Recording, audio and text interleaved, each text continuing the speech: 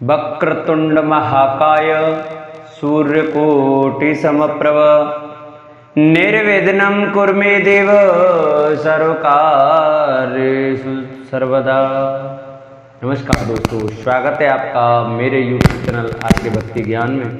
भक्तों, आज हम आपको गणेश महापुराण के तृतीय खंड के चतुर्थ अध्याय की कथा सुनाएंगे, जिसमें कि विप्र वेश धारण कर प्रभु का आना की कथा का वर्णन किया जाएगा।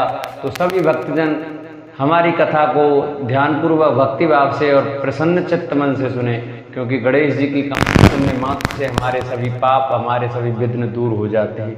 तो आइए भक्तों, हम गणेश जी की वंदना करते हुए कथा को प्रारंभ करते हैं। गजाननं भूतगणाधिसेवितं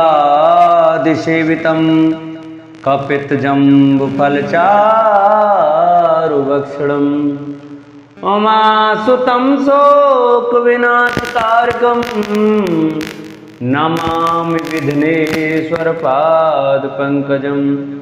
गुरुर्ब्रह्मा गुरुर्विष्णु गुरुर्देवो महेश्वराय गुरुर्साक्षात् परब्रह्म तस्मै श्री गुरुवे नमः। बोलो गणेश भगवान की जय। उत्सव समाप्त होने पर शिव शिवा अंतःपुर में चले गए। तभी उनके द्वार पर दीनहीन कुत्सित ब्राह्मण आकर पुकारने लगा, शंभो, हे सर्व कामनादायक प्रभु, हे दीनबंधो, मैं भूख प्यास से अत्यंत व्याकुल एक दीनहीन दुर्लभ ब्राह्मण हूँ। भोजन की इच्छा से ही बहुत दूर से चलकर आया हूँ।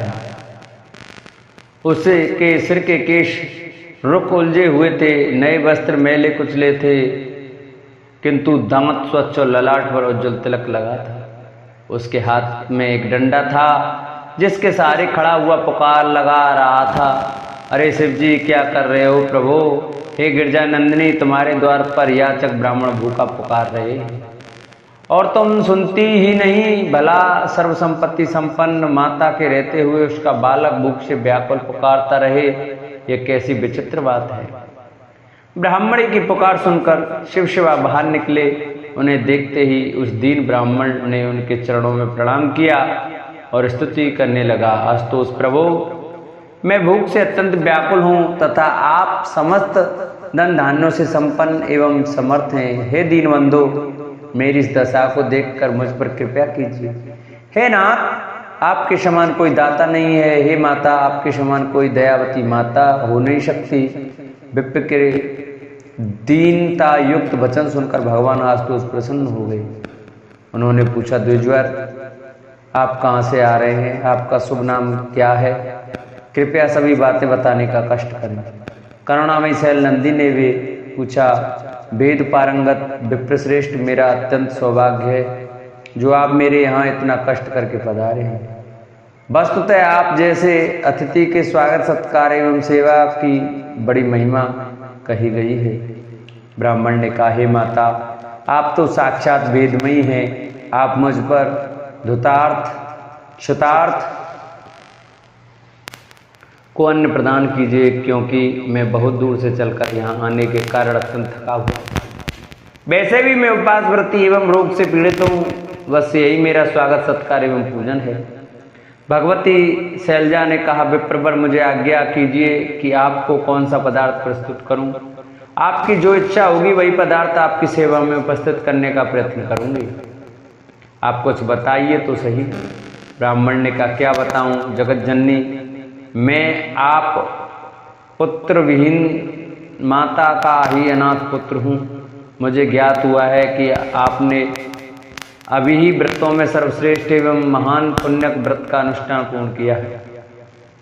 उसके समायोजनार्थ अनेक दुर्लभ सामग्रियां इकट्ठी की गई होंगी, अद्भुत पकवान और मिष्टान बनाए गए होंगे तथा स्वच्छ सुवासित शीतल जल भी पीने के लिए मंगाया गया होगा। मुख शुद्धि के लिए तांबूल भी प्रस्तुत किए गए होंगे। माता, उन समस्त वस्तुओं से मेरा पूजन कीजिए और वे सब पदार्थ मुझे इतने खिलाइए कि मेरा पेट तन जाए। उन पदार्थों को खाकर मैं लंबोदर हो जाऊं।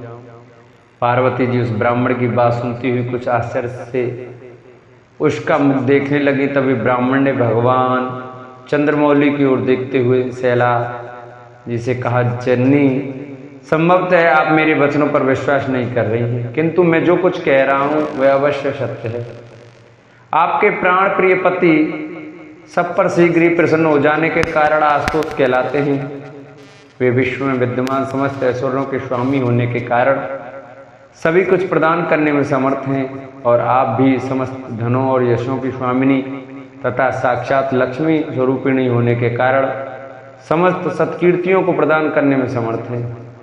इसलिए आप मुझे अत्यंत रमणीय सिंहासन पर विराजमान कराइए, मुझे बहुमूल्य एवं दिव्य रत्ना अलंकार पहनाइए, शुद्ध सुंदर वस्त्र धारण कराकर भगवान श्री हरि का देव दुर्लभ मंत्र प्रदान कीजिए, भगवान त्रिलोकीनाथ की भक्ति तथा मृत्युंजय संज्ञक ज्ञान दीजिए। इसके अतिरिक्त हे जननी सुख देने वाली दान शक्ति और समस्त सिद्धियों को भी प्राप्त कराइए। पार्वती उसे इस प्रकार देख रही थीं जैसे उसकी बातों को समझ ही न रही हो। विप्र भी उनकी भाव भंगी को देखता समझता हुआ कहता चला जा रहा था, माता में तपस्या में रत रहने और उत्तम धर्म का पालन करने वाला हूं। मुझे जन्म मरण और रोग जरा आदि स्पर्श भी नहीं कर सकते, और न मैं उस प्रकार के कर्मों को करूंगा ही जिनके करने से जन्म जरा व्याधि और मृत्यु का प्रकोप हो सकता हो। अब ब्राह्मण ने जगत की असारता का पर प्रकाश डाला। जगदीश्वर, यह जगत आपके आश्रय में रहता हुआ भी असारी है। जो इसकी असारता को जान लेता है वह व्यामोह में नहीं पड़ता। मैंने जगत की यथार्थता का ज्ञान प्राप्त कर लिया है, इसलिए मुझे इसके कारण भूख, काम, क्रोध, लोभ, मोह व्याप्त नहीं कर सकते। फिर आपकी कृपा होने पर तो जगत के कारण रूप इन विकारों का अस्तित्व रह नहीं सकता। हे माता, आप समस्त कर्मों का फल प्रदान करने वाली हैं। आपने स्वयं नित्या सत्या सनातनी होते हुए भी लोक शिक्षा के लिए तपश्चर्या, व्रतोपवास और पूजनादि कार्य संपन्न किए हैं, और यही कारण है कि आपके अंक में गोलोकवासी परब्रह्म परमात्मा श्री कृष्ण प्रत्येक कल्प में प्रकट होकर क्रीड़ा करते हैं। शिवप्रिया भवानी कुछ कहना ही चाहती थी कि तभी वे वयोवृद्ध, ज्ञान वृद्ध, तेजो में मुखमंडल वाले किंतु कृशकाय ब्राह्मण देवता देखते देखते अंतर्ध्यान हो गया। पार्वती जी आश्चर्य से सोच रही थी कि यह क्या हुआ, कहाँ गए ये श्रेष्ठ विप्र।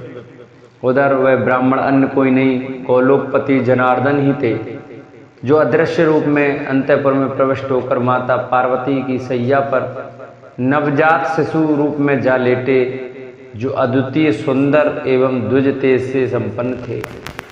सभी दिशाएं उनसे प्रकाश प्राप्त करके जगमगा रही थीं तथा उनकी रूप छटा भी अद्भुत थी। शुद्ध चंपक वर्णाभ कोटि चंद्र समप्रभ, मुग्ध दृश्य सर्वजनेश्च क्षुरश्मि विवर्धक, अतीव सुंदर तनु कामदेव विमोहन, मुखम निरूपम विवक्षार देन्दु विनींदकम। उसका वर्ण चंपक के समान और तेज करोड़ों चंद्रमाओं के समान था। वह सुखपूर्वक देखने के योग्य और सभी की नेत्र ज्योति बढ़ाने वाला था। उसका शरीर कामदेव को भी मोहित करता था तथा मुख अनुपम और शरत के चंद्रपूर्ण को भी निंदित करने में समर्थ था। उसके सुंदरतम नेत्रों की शोभा के समक्ष मनोहर कमल भी तिरस्कृत हो रहा था। लाल ओष्ठ पक्व बिंब फल जो लज्जित कर रहे थे। इधर तो उनकी सैया में विद्वान त्रिलोक के भर में अनुपम शिशु अपने हाथ पांव उछाल रहा था। उधर पार्वती जी को उस ब्राह्मण के सहसा अदृश्य हो जाने से बड़ा दुख हुआ। उन्होंने त्रिलोचन प्रभु से कहा, प्राणनाथ, उस अतिथि ब्राह्मण को तो देखिए, वह कहाँ चला गया। घर के द्वार पर आए हुए अतिथि का द्वार से निराश होकर लौट जाना शुभ नहीं होता। वह भूख से पीड़ित हुआ अतिथि बिना कुछ प्राप्त किए चला गया। तभी आकाशवाणी सुनाई दी, जगत जननी व्याकुल न हो, वे तो स्वयं परात्पर ब्रह्म ही थे जो तुम्हारे पुत्र रूप में परिरत्न क्रीड़ा कर रहे थे। देखो तुम्हारे द्वार पर कोई अतिथि ब्राह्मण नहीं वरन साक्षात जनार्दन ही पधारे थे। यह सब तुम्हारे द्वारा किए गए महान पुण्य व्रत का ही प्रभाव था।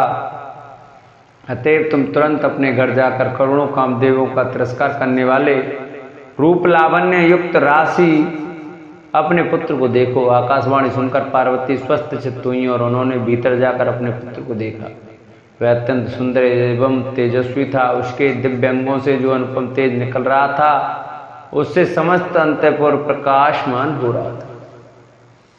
उन्होंने उस सुंदरतम नवजात शिशु को देखा तो हर्ष विभोर हो उठी और तुरंत ही शिव जी के पास जाकर बोली, प्राणेश्वर कृपा कर घर के भीतर चलकर देखने का कष्ट कीजिए। हे नाथ, आप जिस सग फलदायक स्वरूप का ध्यान किया करते हैं उसी के पुत्र रूप में दर्शन कीजिए। पार्वती से पुत्र के प्राकट का संवाद सुनकर समस्त हर्षों के आश्रय स्थान भगवान आशुतोष अत्यंत हर्षित हुए। उन्होंने शैया पर लेटे हुए अपने पुत्र को देखा जो छत की ओर एकटक निहार रहा था। शशिभूषण उस अत्यंत अद्भुत रूप को देखकर आश्चर्य से सोचने लगे, अरे यह कौन? यह शिशु तो उसी मूर्ति का प्रतीक है जिसका मैं सदैव ध्यान किया करता हूँ। अवश्य वे परात्पर परमात्मा मेरे पुत्र में व्यक्त हुआ है। उन्होंने पार्वती से कहा, प्रिय तुम्हारा सौभाग्य जो ऐसे अद्भुत पुत्र की तुम्हें प्राप्ति हुई है।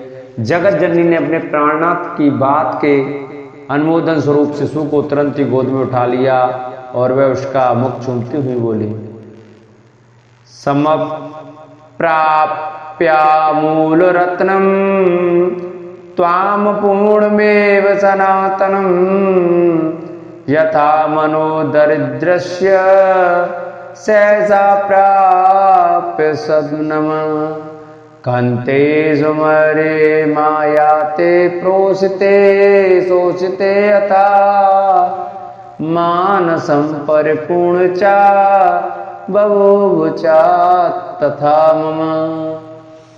हे पुत्र, जैसा सहसा अमूल्य रत्नादि शुभ धन प्राप्त होने पर दरिद्र का मन प्रसन्न उठता है, उसी प्रकार तुम सनातन पुरुष रूप अमूल्य रत्न के पुत्र रूप में प्राप्त होने से मेरी भी कामना पूर्ण हो गई है।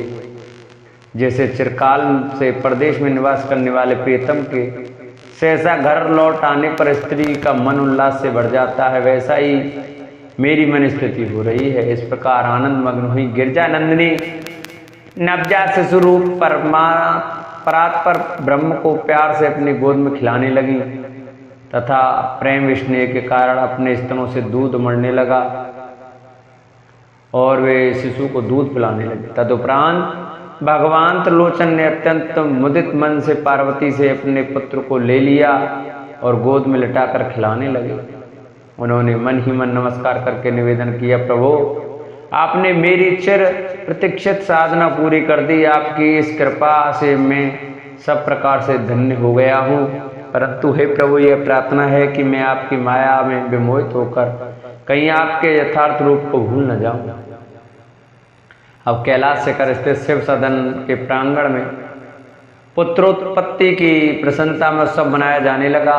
देवगढ़, किन्नरगढ़ और अप्सराओं ने नृत्य गायन आदि आरंभ किया। सुंदर बाजे बजने लगे। नारियां मंगल गीत गाती हुई उस अद्भुत आयोजन में सम्मिलित हुई। भगवान शंकर ने शिशु का जात कर्म संस्कार कराया। ब्राह्मणों ने शिशु के महिमाशाली होने का बखान करते हुए चिरायु होने का आशीर्वाद दिया। तदुपरांत ब्राह्मण भोजन के पश्चात अविलसित दक्षिणा दी गई। बंदीजनों और भिक्षुकों को भी उनकी इच्छा अनुसार धन रत्न आदि दिए गए। हिमाचल ने अपने दोहित्र के जात कर्म संस्कार उत्सव के अवसर पर ब्राह्मणों को 1 लाख विशिष्ट रत्न, 1 सहस्त्र श्रेष्ठ गजराज, 3 लाख दिव्य तुरंग, 10 लाख कपिला गौएं, 5 लाख स्वर्ण मुद्राएं एवं बहुत सारे हीरे मोती जवाहरात, बहुमूल रत्नालंकार एवं वस्त्र आदि प्रदान किए। उस अवसर पर भगवान विष्णु ने भी हर्षातिरेक में भरकर प्रमुख दिव्य मुनियों का पूजन किया और कौस्तुभ मणि दान में दे दी। फिर पार्वती के पुत्र रूप में परब्रह्म के प्रकट होने के उपलक्ष्य में उन्होंने वेद संहिताओं और पुराणों का पाठ कराया और अनेक मांगलिक कार्य कराए। ब्रह्मा ने भी उस उत्सव में भाग लेकर ब्राह्मणों को अत्यंत दुर्लभ वस्तुएं दान की तथा नवजात शिशु को आशीर्वाद दिया। देवराज इंद्र ने भी दिव्याभरण दान दिए। फिर अन्य देवताओं, गंधर्वों, पर्वतों आदि ने भी दान में अद्भुत वस्तुएं दी। सूर्य और धर्म ने तथा देवियों ने भी विविध पदार्थों के दान किए। इस प्रकार उस ब्राह्मण को जो जो वस्तुएं दी गईं उनके मूल्य का अनुमान किया जाना भी असंभव था। भगवती गायत्री, सावित्री, शारदा, रमा, ब्राह्मणी आदि ने भी दुर्लभ वस्तुओं का दान किया था। स्वयं माता पार्वती जी ने असीमित धन और गवादि पशुओं एवं वाहनों का दान किया। कुबेर ने भी ब्राह्मणों को बहुत सा धन प्रदान किया। इस प्रकार भगवान शंकर के यहाँ पर ब्रह्म परमात्मा के पुत्र रूप में प्रकट होने पर समस्त देवताओं ने आनंदोत्सव मनाया और बालक के मंगलार्थ जो कुछ दानादि क्रिया की जा सकती थी वह सब की गई। सभी ने ब्राह्मणों को दान दिए और फिर बालक को चिरायु होने का आशीर्वाद दिया। ब्रह्मा जी बोले, वत्स तुम यथाशीघ्र यशस्वी बनो और समस्त देवताओं में प्रथम पूजा के अधिकारी हो। विष्णु ने कहा, शिशु तुम चिरंजीवी रहो, ज्ञान में अपने पिता शिव जी के समान और पराक्रम में मेरे समान हो। तुम समस्त सिद्धियों के अधीश्वर भी होंगे। धर्म ने कहा, तुम सदैव धर्म में स्थित रहो, तुम्हारे द्वारा कभी कोई अधर्म कार्य न हो, वरन जो अधर्म करने वाला हो उनके विनाश में सदैव तत्पर रहो। इंद्र ने कहा, बालक तुम देवताओं के सदैव रक्षक रहो। विवाद उपस्थित होने पर देव पक्ष का समर्थन करो और असुरों एवं दुष्कर्मियों को उत्पीड़ित करो। इस प्रकार अपनी बुद्धि के अनुसार लक्ष्मी, सरस्वती, सावित्री, शिव, हिमालय, मैना, पृथ्वी एवं पार्वती ने भी इस नवजात शिशु को आशीर्वाद दिया तथा उसके ऐश्वर्यवान बुद्धि एवं सिद्धि निधान, विद्वान एवं पुण्यवान होने की मंगल कामना की तथा मनोहर रूप, लावण्य संपन्न पत्नी, महान कवित्व, शक्ति धारण एवं स्मरण शक्ति की प्राप्ति का वर प्रदान किया। फिर यह कामना व्यक्त की कि वह हरि भक्तों और सज्जनों का शरणदाता, विघ्न नाशक, धर्म के समान स्थिर, शिव के समान परम योगी, समस्त प्राणियों पर दया करने वाला, मृत्यु पर भी विजय प्राप्त करने वाला, सभी कार्यों में परम निपुण, वेद वेदांगों में पारंगत एवं सिद्धि कर्मियों को सिद्धिदाता बने। इस प्रकार देवता और देवियों द्वारा शुभ कामनाएं एवं आशीर्वाद दिए जाने के पश्चात समागत ऋषियों ने भी अपने अनेक प्रकार के शुभ आशीर्वाद प्रदान किए। फिर सभी ब्राह्मणों ने भी हार्दिक रूप से शुभाशीष दी और बंदी जनों ने भी अपनी अपनी ओर से मंगल कामना व्यक्त की। तदुपरांत भगवान श्री हरि, कमलासन ब्रह्मा, आशुतोष शंकर एवं अनन्या समस्त देवगण यथोचित स्थान पर विराजे। मुनिजनों को भी उनके तदनुसार उच्चासन दिए गए। इस प्रकार वहां अद्भुत समाज जुड़ा और सभी आनंद पूर्वक सभा की शोभा बढ़ाने लगे। बोलो गणेश भगवान की जय। जिन भक्तों को हमारी यह कथा अच्छी लगी हो वो हमारी वीडियो को आगे शेयर करें, चैनल को सब्सक्राइब करें, बगल में घंटे का बटन जरूर दबाएं जिससे कि जो हम नई वीडियो डालें उसका नोटिफिकेशन आप तक पहुंचे। हमारी वीडियो अच्छी लगी हो तो लाइक करें, चैनल को सब्सक्राइब करें और कमेंट में श्री गणेशाय नमः, श्री गजानना नमः लिखना न भूलें। बोलो गणेश भगवान की जय।